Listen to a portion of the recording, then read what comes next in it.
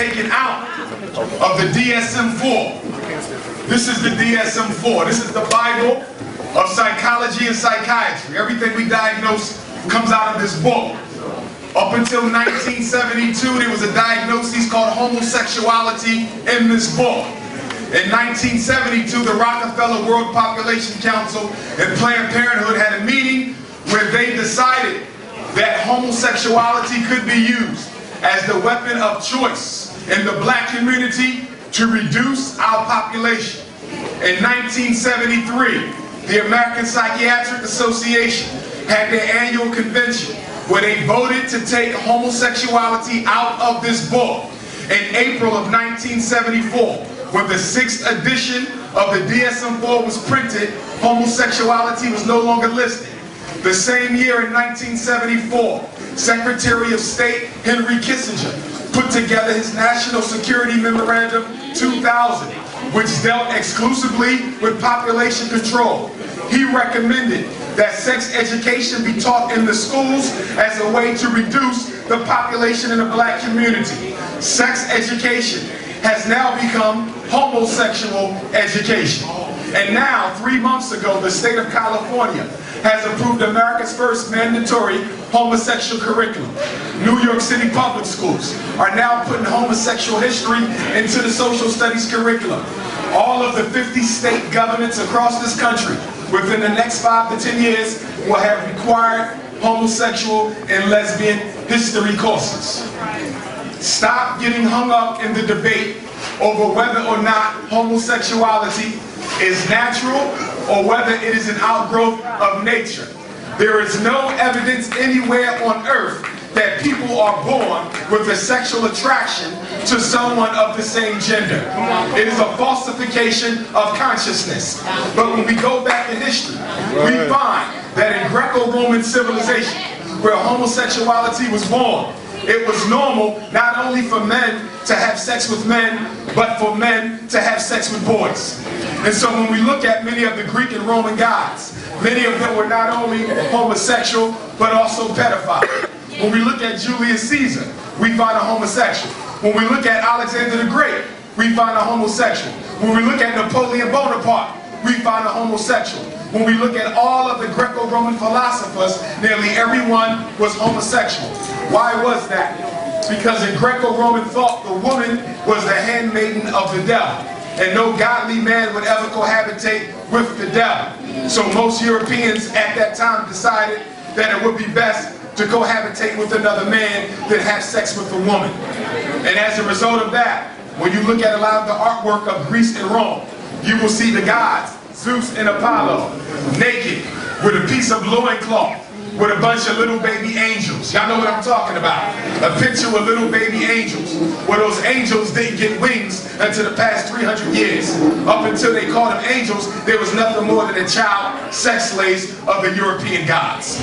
It's important that you know that all of the fathers of white psychology, Alfred Adler, Carl Jung, Sigmund Freud, said that it was absolutely normal for a boy to have sex with another boy on his way to becoming a man.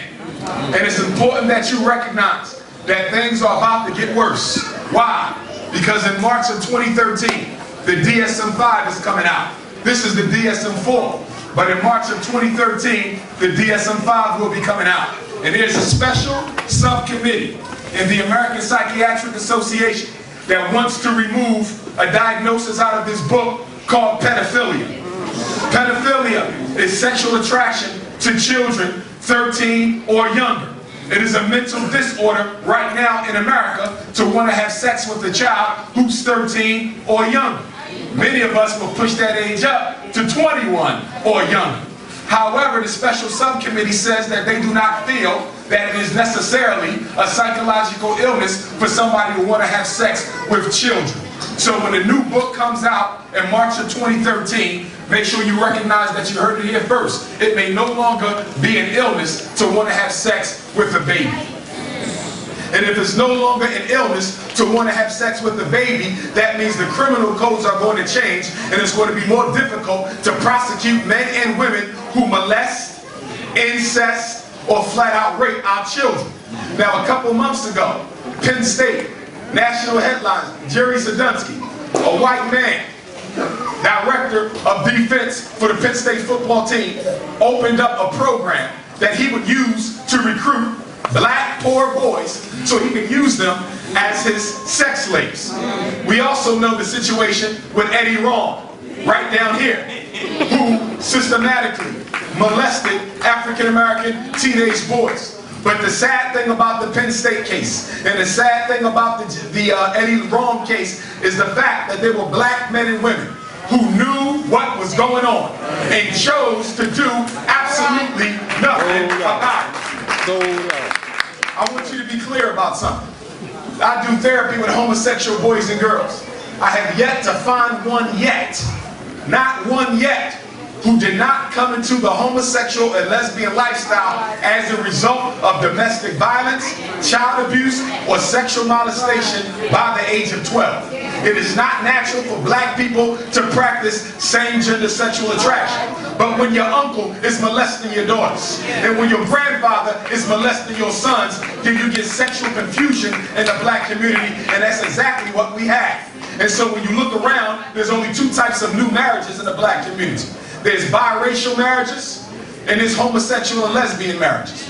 Some of your children right now in their public books have same-gender husbands and wives. You don't even know this because you don't go through the books, but already many of the new textbook publishers are already putting out husband and wife teams who are of the same gender. And who's doing this? Your president. Who's doing this? The so-called Black Messiah. Who's doing this? Barry Soweto, who you know as Barack Obama. This man has appointed more gays and lesbians to federal office than any other president in United States history. He's appointed more gays and lesbians to office than George Bush or Bill Clinton put together in 16, and he's only been there for 3. It was President Obama who appointed Arnie Duncan to be Secretary of Education for United States public schools. Arnie Duncan is the European who fought for an all-gay and homosexual school in Chicago right now. Isn't it ironic that they won't give black boys a school of their own in Atlanta? Isn't it ironic they won't give black boys a school of their own in New York? Isn't it ironic they won't give black boys a school of their own in Philadelphia, but you'll give the gay black children their own school along with the gay white children in the largest black metropolis in this country, Chicago, Illinois? Teach. So we got to recognize that we are at war. And tonight we're going to talk about military and political science. We're going to run through some of the facts of military and political history. Because one of the biggest mistakes we make in our community is we say a lot of things and come up with a lot of opinions that are not based on military law. And if you do not base your behavior, your interaction with your enemy on military law, then you are doomed to lose the war before it even begins. There's laws to everything in nature. There's laws to spirituality. There's laws to diet. There's laws to economics. And there's laws to beating your oppressor. You have to recognize that every time you interact with the European, you're interacting with someone who has declared war on you, but you have not declared war on them. This is why black people often feel so let down by Europeans. Why did they lie? Why did they get my job taken away? Why are they miseducating my son? Why are they miseducating my daughter? Because they are at war with you and they are conscious of that fact. The problem is you're too busy trying to align yourself with your enemy's agenda. And what you fail to recognize is white supremacy does not put black people in groups. There's only one group of black people when it comes to white folk. That's whether you're light skinned or dark skinned, whether you're Muslim or Christian, whether you have a doctorate or whether you're a high school dropout, whether you speak Swahili or whether you speak Ebonics. It does not matter. Eugenics, or the science of racial extermination, is about the process of removing all African people from the earth. Not most, not some, but all. And once they're done with you, they'll deal with our black aristocracy. Once they're done with you, then they'll deal with Obama. Once they're done with you, then they'll deal with Al Sharpton. Once they're done with you, then they'll deal with Jesse Jackson. Why? Because one of the outgrowths of the civil rights movement was to do what? Create a buffer class of Negroes that the American social order could use to keep the rest of us in our place. These Negroes come from 5 groups. There's the economic family. The economic family are black folk who got a lot of money. Most of them have $500 million or more. Then there's the entertainment family. These are your major media, television, radio, and newspaper personalities. And then you have the education family. Those are black people with PhDs, PsyDs, JDs, MDs, DVDs, and everything else. And then there's who? The most dangerous of all. That's the what? That's the religious family. These are imams and pastors. And some of them even belong to African traditional circles as well, whose job is to do what? Keep you spiritually incarcerated.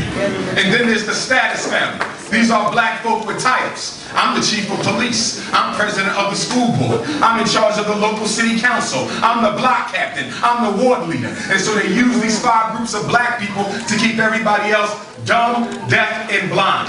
We should not be surprised. Why? Because it is impossible for a minority of people who only constitute 10% of the global population to rule over a majority without help from members of the majority.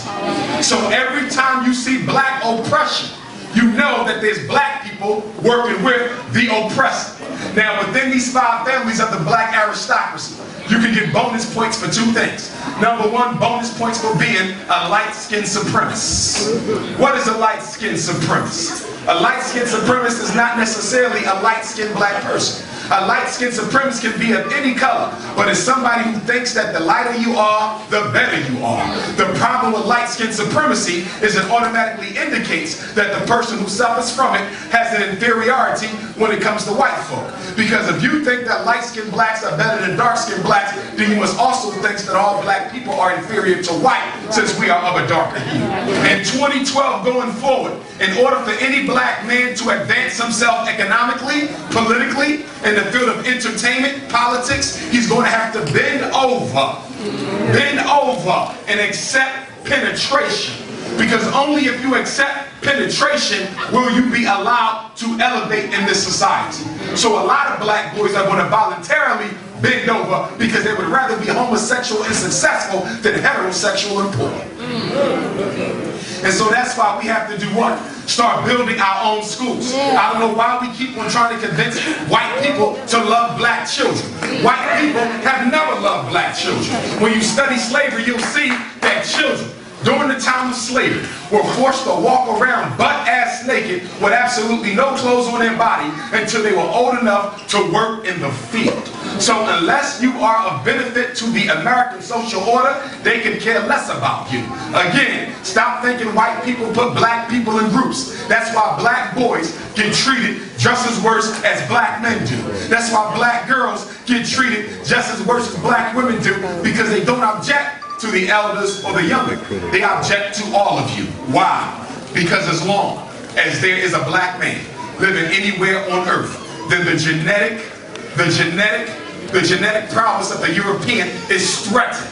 One black penis can turn an entire European country tan in 25 years. And because of that reason, it is absolutely necessary to exterminate the black genotype wherever it is. But our problem is what? As we get into this PowerPoint, oppressed people share 5 characteristics that makes it so difficult for us to climb out of our situation. The first characteristic is what? Most oppressed people love to identify with their oppressors. This is why black women spend most of your disposable income on hair to this very day. This is why educated black men run out and marry white women as soon as you get an education. How the hell are you going to fight your enemy when you're busy trying to become your enemy?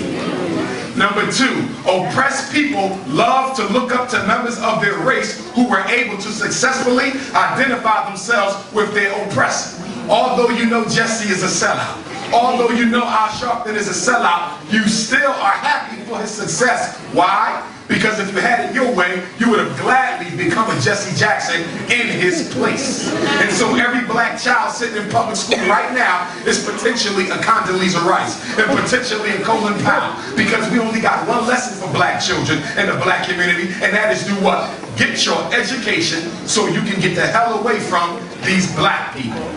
Number 3, all oppressed people do not like to take responsibility for the role that they play in their oppression. Christmas just ended. We're in the first week of the new year. And guess what? We just spent about what? $50 billion on Christmas gifts, $50 billion on Kwanzaa gifts, $50 billion on Thanksgiving dinner, Christmas dinner, New Year's dinner, after Christmas sales. Do you know that what you spend on Christmas, most black nations don't even make in 1 year? You are the richest group of Africans on the face of the earth, but you fail to recognize your natural leadership position. As the black man and woman in America goes, so goes the race. We are the leaders of the race. The Caribbean looks to you. Blacks in Europe look to you. Blacks in Asia look to you. Blacks in Africa look to you. And all they see is what? A bunch of people trying to imitate their oppressor with absolutely no excuse for why we are in the predicament that we are in. And why is that? Because we gross $1 trillion annually in the American social order. $1 trillion. With that type of money, every black boy should have an independent school. With that type of money, every black community should have their own hospital. With that type of money, every black community should have their own airline. With that type of money, every black community should have their own distribution network. With that type of money, Africa should be a military power instead of a military power.